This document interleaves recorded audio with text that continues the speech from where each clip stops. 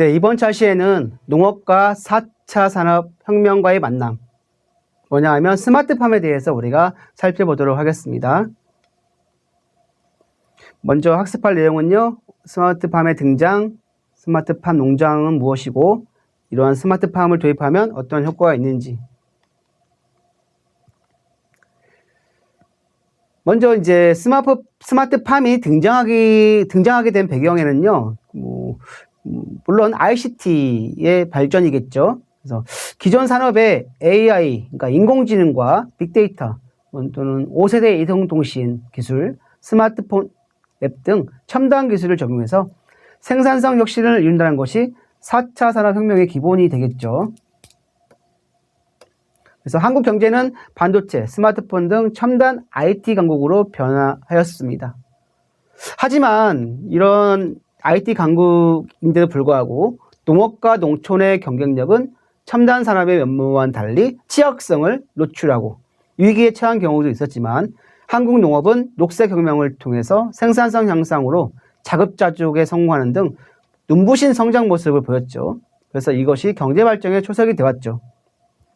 그래서 이 같은 이기의 해법으로 ICT와 농산업의 접목이 주목받고 있는데 이런 4차 산업혁명 시대에 총괄로 등장한 것이 바로 스마트팜이라고 할 수 있습니다. 물론 농업 분야겠죠. 그래서 이미 미국과 네덜란드, 일본, 독일 등 농업 선진국에서는 ICT 기술을 원예와 축산, 유통 등 농축산업 전반에 걸쳐서 적용하였고요. 생산성과 효율성을 크게 향상시키고 있습니다. 특히 미국에 이은 세계 2의 농산물 수출국인 네덜란드는 현재 유리 온실을 활용한 스마트팜의 선진국으로 꼽히고 있죠. 네덜란드의 국토 면적은 우리나라의 40% 수준, 농산물 수출국 1위인 미국과의 국토 면적 차이는 약 270배에 달합니다. 그럼에도 불구하고 이처럼 작은 나라가 미국과 어깨를 나란히 하며 경쟁이 가능한 이유는 바로 네덜란드의 농산품 생산성 때문이죠. 토마토를 예를 들면요. 네덜란드는 한국의 4배, 중국의 10배 생산성이 달합니다. 네덜란드의 온실에는 99% 이상 스마트팜 기술이 보급되어 있죠. 반면에 우리나라는 거의 1% 수준밖에 안 된다고 합니다. 그러니까 국가에서 세대별로 1세대, 2세대, 3세대 지금 스마트팜을 계속적으로 운영하고 발전시키기 위해서 노력을 하고 있지만 선진국에 비해서는 아직도 멀다. 이렇게 이야기할 수 있죠. 하지만 스마트팜은 꼭 필요한 농업의 앞으로 향후 먹거리, 또 생산성 향상, 삶의 질 향상에 중요한 그런 기술이 되겠죠. 그래서 한국은 이제 막 발돋움을 시작했을 뿐이다. 자, 스마트팜 기술은 기존의 농업에 이제 IoT, 빅데이터, 인공지능, 클라우드, 모바일 등 첨단 ICT 기술을 융합하여 생산은 물론 유통과 소비까지 전체적인 밸류체인에 걸쳐서 생산성과 효율성, 품질 향상 등을 추구하는 기술이라고 할 수 있습니다. 이를 통해서 농업을 고부가 가치 창출 산업으로 육성하는 것을 목표로 하고 있죠. 네, 그림 보시면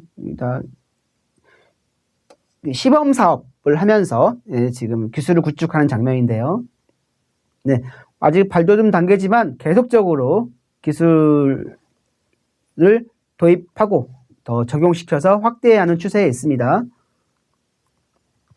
특히 ICT 기술은 시간과 공간의 제약이 없죠. 그래서 시공간 제약 없이 원격으로 자동으로 작물의 생육 경향을 관측하고 최적의 상태로 관리하는 과학 기반의 농업 방식이다. 농산물의 생산량 증가는 물론 노동시간 감소를 통해 농업 환경을 획기적으로 개선하는 것이 바로 스마트팜이다. 빅데이터 기술과 결합해서 최적화된 생산관리의 의사결정이 가능하며 최적화된 생육 환경을 제공해 수확 시기와 수확량 예측뿐만 아니라 품질과 생산량을 한층 더 높일 수가 있습니다. 그다음에 인공지능과 동식물의 생체 정보 등 빅데이터를 통해 최적 생산을 위한 의사결정 지원 시스템으로서 생산성에 크게 기여한다. 그래서 생체 정보라든지 뭐 식물은 생육 정보가 되겠죠.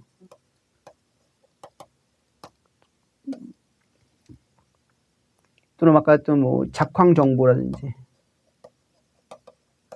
또는 뭐 기후 정보 전부 다 포함되는 것들이죠. 자, 스마트팜 농장에 다 포함되는 그러한 정보들.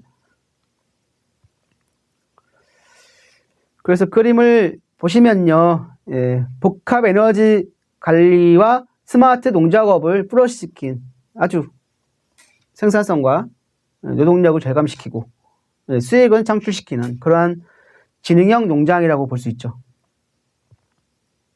먼저 뭐 센서 노드 보시면 온습도, CO2, 뭐 토양 온도, 습도, 또 센서, 풍속, 강수, 일사량, 또 내부 카메라, 외부 카메라,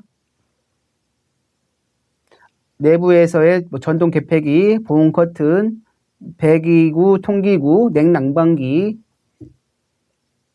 재배 환경을 자동 제어할 수 있는 시스템, 복합 에너지 관제, 스마트 농작업. 특히 이제 지능형 농장에서 중요한 건요, 바로 센서 정보예요. 그래서 센서는 무엇인가? 온실 내의 환경 정보를 수집하는 장치로서 환경 변화를 감지해주는 그러한 기술이죠. 그래서 스마트팜에서의 센서 노드는 센서와 통신 모듈이 결합된 구조로서 측정된 센싱 값을 온실 통합 제어기에 전달하는 역할을 수행한다. 대표적인 게 온도 센서, 습도 센서, CO2 센서. 그래서 온도 센서는 기본적으로 작물의 생장, 환경 조건에 가장 기본이 되는 센서라고 할 수 있죠. 그래서 내부 온도는 작물의 발육, 병충해 발생 등 작물 생장에 가장 실질적인 영향을 미치고 있습니다. 또한 습도는 작물의 병충해 발생과 관련이 있어서 습도가 높으면 병충해 발생 가능성이 높아지고 습도가 낮으면 작물의 호흡정유에 문제가 생겨 영양분 공급을 제어할 수 있다. 마지막으로 이제 중요한 것 중에 하나가 CO2 센서인데요. 자, CO2 농도를 통해서 작물의 강합성 환경. 왜냐하면 지능 농장 실내에 온실이라든지 이런 데에서는 태양을 많이 광합성을 많이 못 받기 때문에 그런 광합성 관련한 환경, 즉 작물의 광호흡을 할 수 있는 환경을 측정할 수 있으며 CO2 농도가 낮을 시에는 작물이 광호흡할 수 없어 작물의 생장 속도가 느려질 수가 있습니다. 그래서 간단하게 이제 스마트팜이 무엇인가 개념과 왜 등장하게 됐는지 살펴봤는데요. 이러한 효과 때문에 스마트팜을 도입하려고 한 거죠. 자, 이거는 생산량이 늘어납니다. 실제 이거는 사업을 통해서 나타난 결과죠. 또한 삶의 질이 높아집니다. 그 다음에 노동력은 줄어들었죠. 마찬가지로.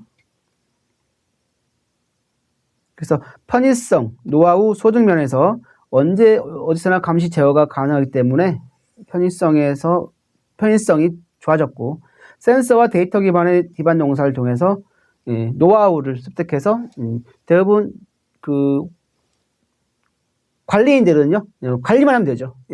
그 시스템을 통해서 관리만 하면 되는 거고요. 기존 농장에 비해서 스마트팜은 생산, 2차 가공, 직거래 등 이러한 것들까지도 더 잘할 수 있기 때문에 소득 면에서도 소득이 올라가는 이러한 효과를 줄 수가 있는 것이죠. 그래서 스마트팜은 이제 앞으로 계속적으로 좀 더 확대하고 좀 더 기술력을 보완하고 관련 유관 정책들을 모두 좀 보완한다면 선진국을 따라갈 수 있는 그런 환경이 될 것이라고 기대가 되고 있습니다. 그럼 이번 시간은 여기까지 하겠습니다.